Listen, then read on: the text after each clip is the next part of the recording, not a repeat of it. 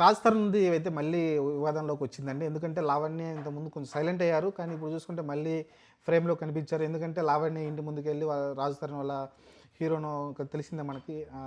Hero మరి చాలా సినిమాలు కూడా నటించాడు అతనైతే. రీసెంట్‌గా ఫామ్‌లో లేడు గానీ, ఇప్పుడైతే లావణ్య అయితే అతను పెళ్లి చేసుకుంటాడు, మోసం చేశాడని అయితే అప్పటి నుంచే కేసు నడుస్తా ఉంది. కానీ రీసెంట్‌గా అయితే రాజ్ తరుణ్ వాళ్ళ అమ్మ నాన్నలు వెళ్ళి ఇప్పుడు లావణ్య ఉంటున్న ఇల్లునైతే ఖాళీ చేయమని అయితే అడిగారంట. ఎందుకంటే అది రాజ్ తరుణ్ ఇల్లు అని అయితే చెప్తున్నారు. కానీ ఆ ఇల్లు కొనడానికి దాదాపు 70,00,000 దాకా ఆమె అయితే ఇచ్చిందంట కొనేటప్పుడు. మరి నమ్మించి మోసం చేశాడు. 11 సంవత్సరాలు రిలేషన్‌లో ఉన్నాం మేమైతే. పెళ్లి చేసుకుంటానని నమ్మించాడు. ఇప్పుడేమో పెళ్లి చేసుకున్నానని చెప్తున్నాడు. ఇలా రకరకాలుగా చేస్తున్నారు. అలానే అతని స్నేహితుడు శేఖర్ భాష అలానే రాజ్ తరుణ్ నన్ను చంపాలని ప్రయత్నిస్తున్నారు. నిన్న కూడా నా ఇంటికి ఒక నలుగురు మహిళలు వచ్చి ఇలా గొడవలైతే పెట్టుకోవడం చూసాం. అందుకని నార్సింగ్ పోలీస్ స్టేషన్‌కి వెళ్ళి ఆమె అయితే కంప్లెయింట్ ఇచ్చింది. అలానే పోలీసులు కూడా నాకు సహాయం చేయట్లేదు. నేను చచ్చిపోయిన తర్వాత ఏమన్నా న్యాయం చేస్తారా అని అయితే ఆమె అయితే ఆరోపణలు అయితే గట్టిగా ప్రెస్ ముందుకు వచ్చి మాట్లాడుతుంది. చూద్దాం మరి ప్రస్తుతానికైతే ఇదైతే ఇంకా తేలేటట్టు కనిపించట్లేదు. నిజంగానే వాళ్ళైతే రిలేషన్‌లో ఉన్న మాట వాస్తవం. మరి రాజ్ తరుణ్ మరి ఎందుకు అమ్మాయిని వద్దనుకున్నాడనేది అది తెలిసింది మనకు. వేరు కొన్ని అతను కూడా అప్పుడు చెప్పడం చూసాం.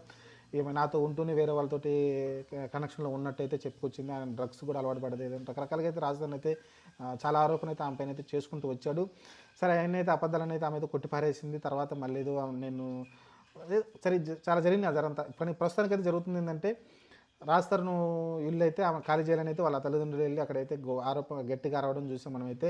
ఆ వీడియోలు కూడా మనం విజువల్స్ కూడా చూసాం. ఆ తర్వాత మరుసటి రోజే మళ్ళీ ఒక నలుగురు మహిళలు వెళ్ళి ఆమెనైతే కొంచెం కొట్టే ప్రయత్నం చేశారంట. వీటన్నిటిని గురించి అయితే ఆమె అయితే పోలీస్ స్టేషన్లో అయితే కంప్లైంట్ ఇచ్చింది. నార్సింగ్ పోలీస్ స్టేషన్లో. పోలీసులు కూడా దీని గురించి పెద్దగా స్పందించట్లేదని అయితే చెప్పుకొచ్చింది ఆమె అయితే.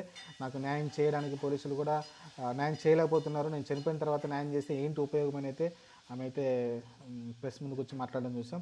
చూద్దాం మరి ఎప్పటివరకు క్లోజ్ అవుతుందో ఇదని తెలిసి రాజ్ తరుణ్ వేరే పెళ్లి చేసుకుంటే క్లోజ్ అయిపోతుందో అనిపిస్తుంది నాకైతే. అప్పటిదాకైతే ఇదైతే ఇలానే కంటిన్యూషన్ అయ్యేలా కనిపిస్తుంది ప్రస్తుతానికైతే.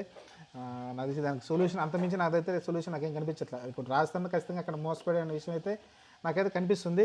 ఆ అమ్మాయి కూడా అప్పుడు ఏదో అతను బాగా మంచి ఫామ్లో హీరో ఉన్నాడు కాబట్టి అన్నాడు. తర్వాత తెలిసిందే కదా, ప్రతి ఒక్కరు కూడా ఈ రిలేషన్షిప్లు అనేవి ఎవరితో తిరుగుతున్నది ఎవరికి అర్థం కాదు. కొంతమంది అలానే రాజ్ తరుణ్ విషయం కూడా అలానే జరిగింది. ఆ అమ్మాయి లేకుంటే ఆ అమ్మాయిని పెళ్లి చేసుకునేవాడేమో. ఆ అమ్మాయి వేరే వాళ్ళతో రిలేషన్ లేకపోతే పెళ్లి చేసుకునేవాడేమో. కానీ అతని మనసు అయితే విరక్తి చెందింది కాబట్టి ఇంకా అతను ఆహ్వానించట్లేదు లావణ్యని. చూద్దాం మరి ఏం జరగవద్దు, ఫ్యూచరే డిసైడ్ చేస్తుంది. ప్రస్తుతానికైతే లావణ్య అయితే బాగా రచ్చరచ్చ చేస్తుంది. ఎందుకంటే లావణ్యకి పోయేదేం లేదు, ఆ ఆల్రెడీ బరితెగించింది కాబట్టి.